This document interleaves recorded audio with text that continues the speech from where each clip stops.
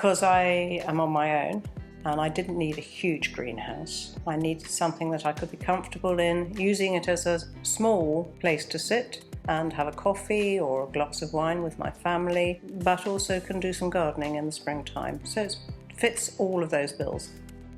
All the reactions have been positive and everybody thinks it's a great idea. It sits well in the front of the house and it's been excellent.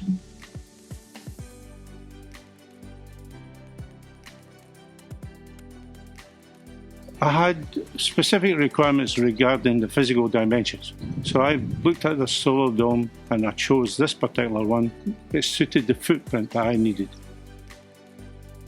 Regarding pleasures of why I think it's a great thing, I've had a fantastic crop of tomatoes this year. I've literally had hundreds of small tomatoes. My peppers, as you can see yourselves, if you look around, you'll see I'm still cropping. It's a fantastic product for that purpose.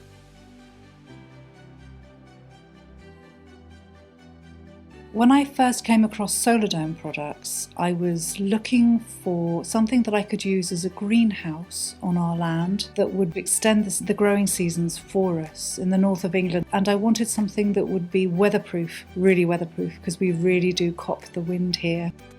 While we were looking for a structure, it was very useful to look on the SOLARDOME website and see other people's use of a pod, which was the design we decided to use. In some places they were situated on slopes, in other places they were in quite small areas. It really gave us an insight without actually being able to see one of these structures of how it would be best fitted on our property. So SOLARDOME had provided us with a really good graphic illustration just on their website. It was really useful.